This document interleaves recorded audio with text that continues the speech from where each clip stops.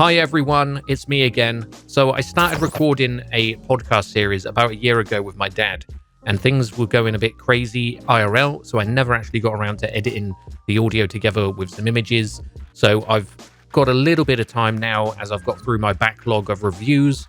So I'm going to start putting out some of these podcasts as time goes on. There may be pictures to go with the podcast here and there may not be, or some video. And mostly it's going to be the history of gaming with myself and my dad from the 70s all the way up to modern day, and our perspective on how the gaming industry has evolved, changed, how games are now compared to how they used to be. So do let us know in the comment section below if you have any ideas on things we should cover in the future, any talking points or topics, and we'll try our best to cover them. But yeah, let me know your thoughts on what we talk about today in the comment section below also.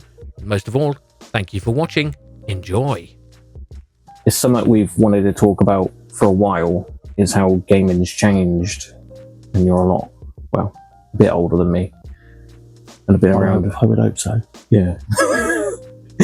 So you've experienced gaming growing through the 70s and 80s and the booms and the lows. Yeah.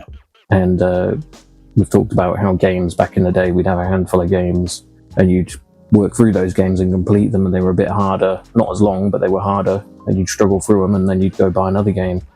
And these days you're overwhelmed with games and you don't know what to play half the time because there's so many games. It seems like every week there's just a bunch of games out and you just don't know what to play. Surprises me how fast they're producing games. Yes, these days especially, it takes years to make a game, but they all seem to come out at once. But it feels like that every month or every couple of months. You're getting big games coming, even more so with the game passes and things like that. Yeah, I mean, sort of, when I was a kid with like the ZX81, we used to buy little books from W.H. Smith's, and it had pages of code, and you'd actually have to sit and type the code in, and then it might take you 2 hours, and then you hit run, and you just get a little block going across the screen. It was a lot of effort for not a lot of reward. But now it's like, you couldn't imagine what graphics was going to be back then, but compared to the games that we've got nowadays. No, that is something we always thought about whenever we saw a game, and you'd think graphics ain't going to get any better than this. Probably a load of times we can think back, and a game did that for us. Back in the Amiga days, when games come out, people would be like, oh my god, games can't get any better than this is amazing. And then the next year something else would come out and you'd be like, oh, that's way better. When I could remember through the 90s was Driver, when I first picked up that PlayStation demo. Yeah, I think everybody put a lot of time into that because it was quite... Yeah, it was the first time we saw realistic car physics, and rather than the top-down game, it was something totally different.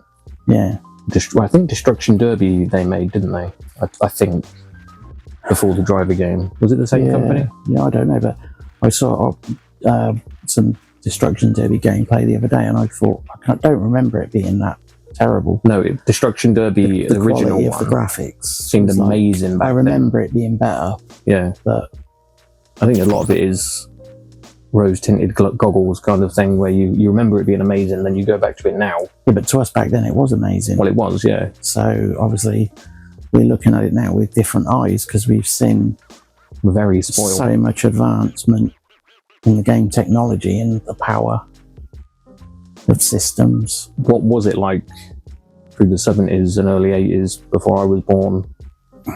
Well, when I was really young, there wasn't anything. We had 3 channels on TV, and you had a record player or whatever. Cassettes weren't really a thing then.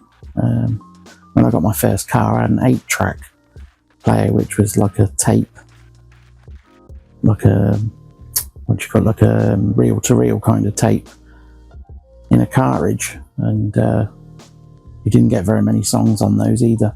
The first thing I can remember was the ZX81. A friend of mine had one, and we used to spend every weekend typing games in and then get really disappointed with what we got at the end of it. But when the ZX Spectrum came out, that was totally different. I think it was 48k. I could just imagine you and your mate typing out for like a week after school, and then you just get a little ball pinging around the screen, and you just look at each other. It would normally be a little square going blip, blip, Yeah. blip, and you'd be like, what the hell? We just put in all this code and it just moves a block. Yeah.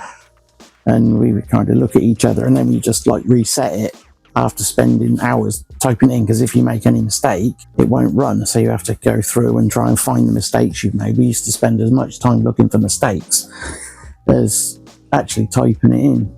So we got a bit frustrated with it after a while. But that didn't last long though, did it? No, the ZX, yeah, that people got tired of that, I think, quite quickly. When later stuff came out, we used to go to WH Smith's and buy things on cassette, on the old audio cassettes, for things like the Commodore 64.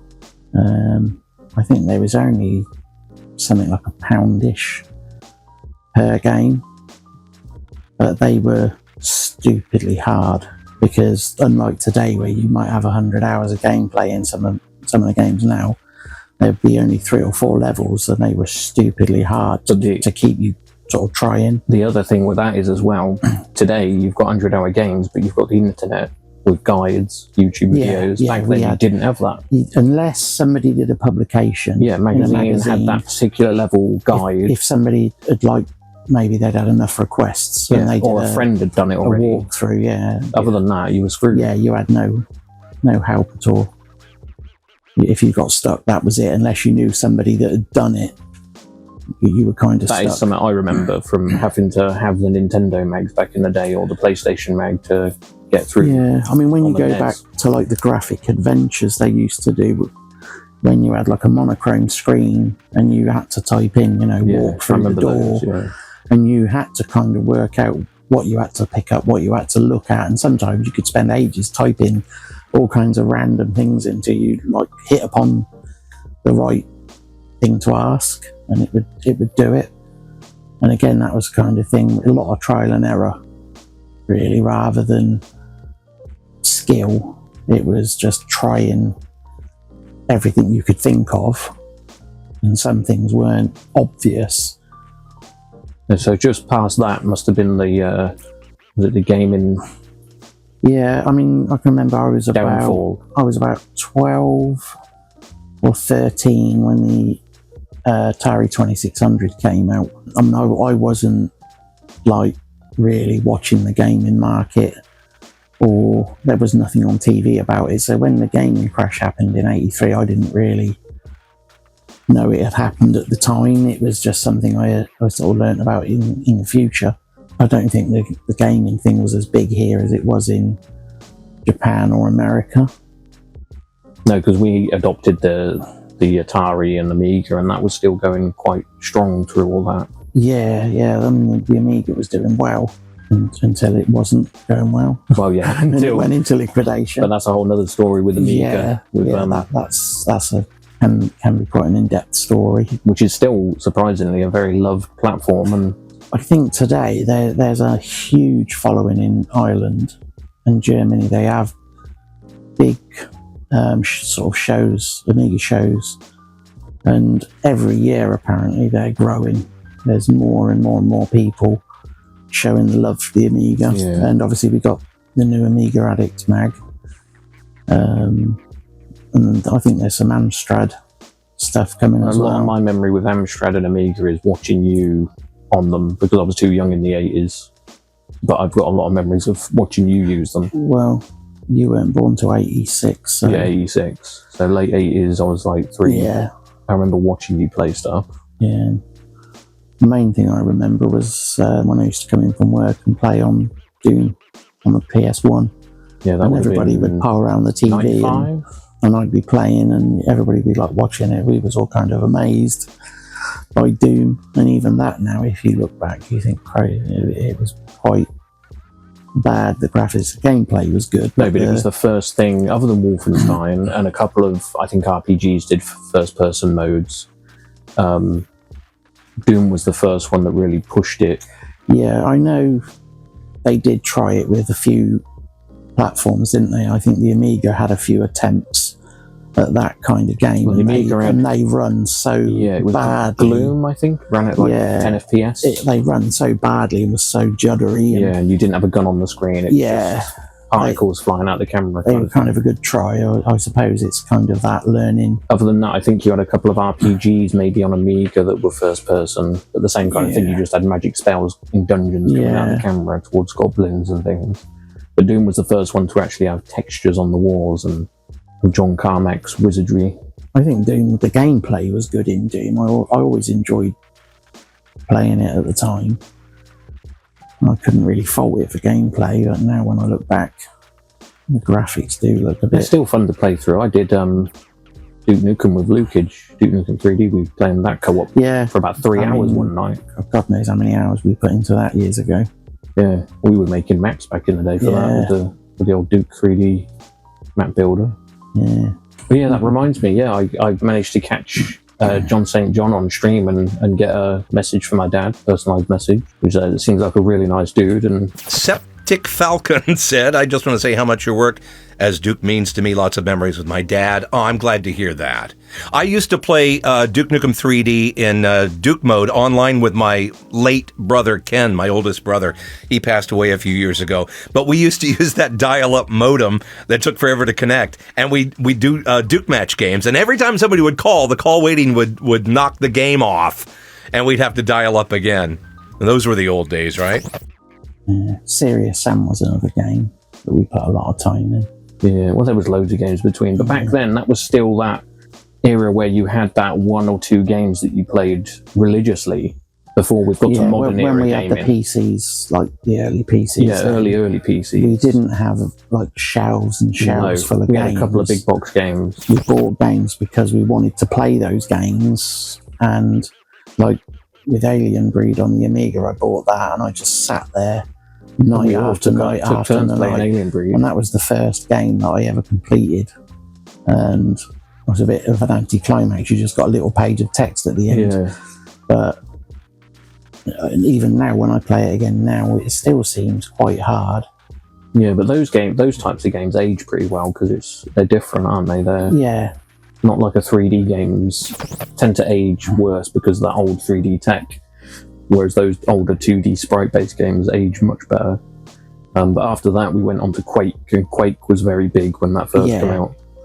That was when Pentium 2 came out around that time. Yeah.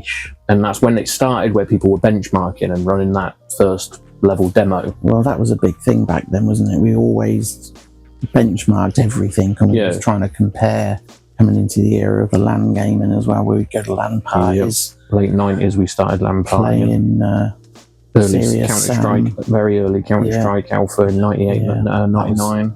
Yeah, that again is another thing of the past. You don't hear about LAN games. You have the game events like Gamescom and E3's no more, but you had the tournaments at those events, those big gaming events, but you don't hear, not around here anyway, of LAN events, just taking your PC and playing with people and talking about games. Well, the thing is, I mean, not that we're looking for it, but we used to load up the car with all of our PCs. We had the CRT monitors, which were 19 big and heavy. CRTs. And we used to lug all of that into the car, lug it into a hall somewhere, play for a week, and then lug it all back home. And I think nowadays people don't particularly want to do that. No. But with internet connections being so fast, that is another thing. Yeah, you know, with apps that you can talk. Don't need to travel anyway. You can play so quick now. You can all go into a party on Discord and just play like it's like being in the room with them. There is something with a LAN though, the atmosphere. Yeah, I like the atmosphere of a LAN gaming.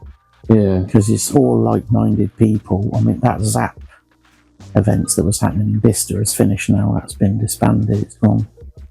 So that's like the last one that I know of, and that's now gone. Yeah. So, I mean, I'm sure there's others all over the country, but with the games and the gaming landscape changing with how we view the games compared to the old days, I think that went up and maybe up until the 2010s, probably late 2010s, it started to change massively, because I think still with Doom 3, Half-Life 2, those were games we were hyped for, and you saw that first trailer of Half-Life 2 and you're like, oh my god. And Halo as well. Any of the Half-Life series was always good. Some of the later Halo games not quite But that excitement. What was the one that we used to play in where we had the warthogs and it was like multiplayer? That was Blood Gulch. Yeah, I think on that was quite on Halo good fun. 1, where we used to just get all the warthogs. Yeah, and that was quite good fun. get 10 of us together on Xbox LAN after work. Yeah, that was a lot of fun. That was. All our original big box PC games, they're in storage, aren't they? Because I think we've got all the Half-Lives and... Yeah, I've still got a Race copy Pro. of all of them. Yeah, some of them was the originals that we had when we lived in Oxford. Some of them did. I think one of them got damaged, and I ended up picking up another copy. There's hundreds of PC games. It's the memories like unit. with Microprose or Race Pro, when you'd get in from work Yeah, we played that to death. and we'd but play that one track over and over again, Yeah, and you'd with the set the track tunnels. record, and then I'd get in from school and beat your track record, then you get in from work, then beat that track record, Yeah. and it was an ongoing thing. Yeah, that went on for a while. But that was another game that we just kind of messed about on Yeah. in 2-player, and we just raced around, and I don't know, God knows how many hours we wasted. That doesn't tend to happen these days. We all grew up and moved out, and we're not around to play. I would say the last time we messed around on games like that was with GTA 5. When Yeah, we used to probably. go all log on and go to the airport and try and jump That cars was through the GTA helicopter. 4. Was it 4? I think that was 4 at the airport. Yeah, and we used to be chasing each other around, trying to Yeah. shoot each other, and then trying to jump over helicopters. And GTA 5 feels like it's been around GTA forever. 5's been out over 10 years. It feels like it's been around forever. 2008, GTA 4 came out. Yeah, so I would not have been at home. I'd have left home 2 years. Yeah. Brooke was born in 2008. That's a long time ago. It's weird, isn't it, when you think... GTA 5 was 2013. I tend not to play GTA 5 now because when I get on it, I can't get off. Yeah. But I end up sat there to the early hours of the morning. with GTA, the original GTA, we played the hell out of that. Yeah, the top-down one. Yeah. Yeah. And with 3 and Vice City, I played just constantly through the campaign, the story mode. It's not very often we get excited because there's so many games, you don't know what to get. Yeah, I walk in here every day and I think, what should I play? And I don't know what to play.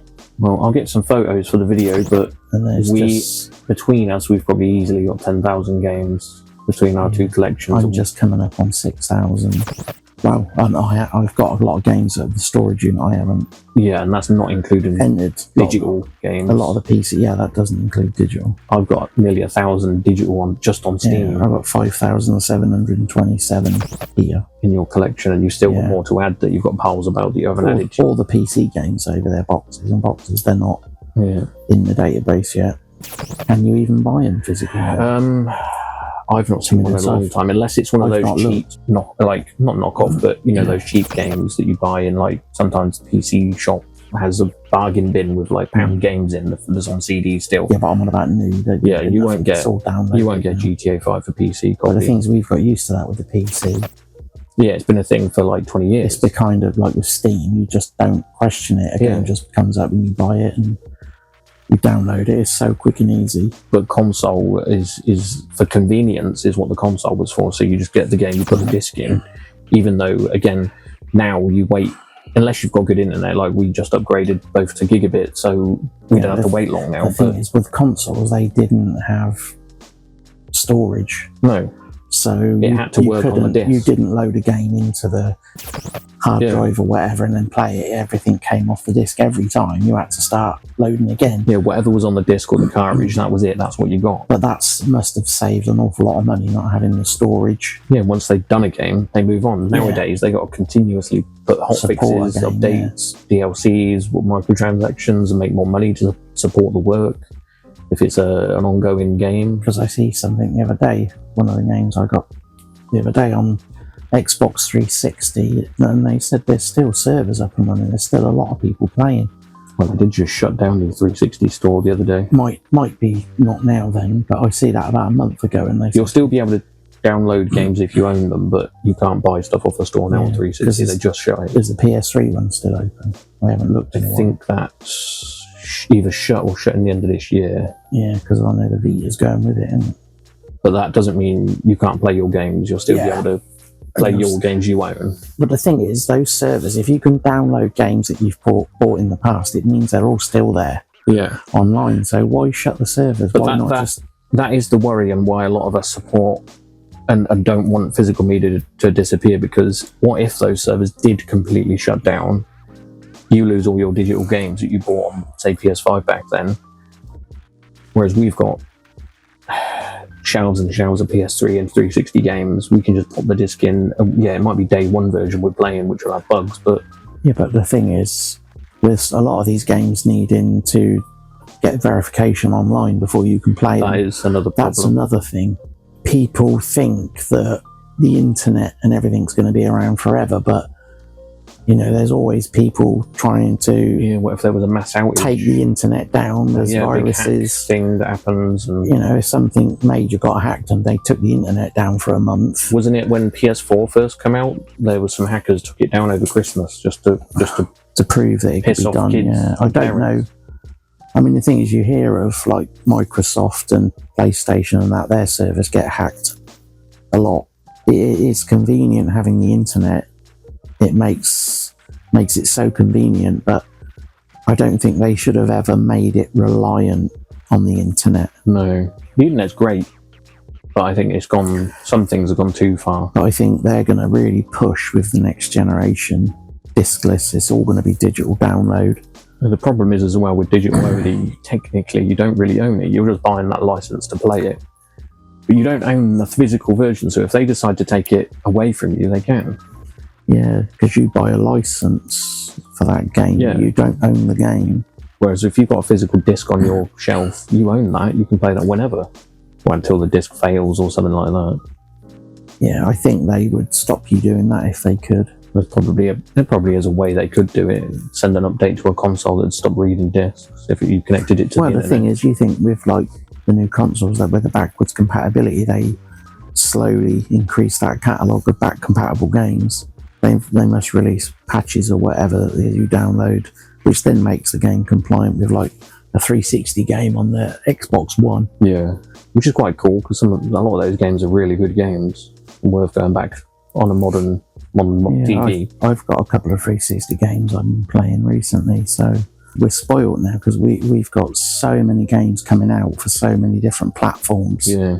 We go game hunting and we're looking for specific things. Sometimes we find us a nice surprise that we didn't expect. Yeah, we have our lists of games we're looking for and we go together. That will all disappear. Yeah. Obviously you're always going to have the physical copies that are in existence now, but at some point they'll just stop and there'll be nothing from that time on. It would be a sad day. I mean, I've only got nearly 6,000 games. Maybe you should look it up, what the biggest collection is. I think it's a good hobby to get into if you're into gaming, but you've got to kind of start out a bit more realistic, I think, with what you collect. And a lot of games are stupidly expensive. Well, let us know your thoughts in the comment section below on your collection. Do you collect physical? Do you hate the way the gaming landscape's changing and kind of facing towards digital only? And you want to keep seeing physical media being a thing? It'd be quite interesting to see what games people like as well. Yeah, what games What's you like? What's your favourite game? Yeah, your favourite old game or genre, modern game genre. Yeah, anything you think we should look out for as well, and any other topics if you like this video, podcasty type thing that we're doing a bit different. We could cover more gaming stuff we could do more detail, and you could ramble on for weeks. I think if you we could went into everything. We haven't talk your ears off, but we haven't really touched on much. But we're only limited, so we don't want to talk too long for a video. So let us know in the comments below, and we will get back to you and talk to you in the comments. Smell you later.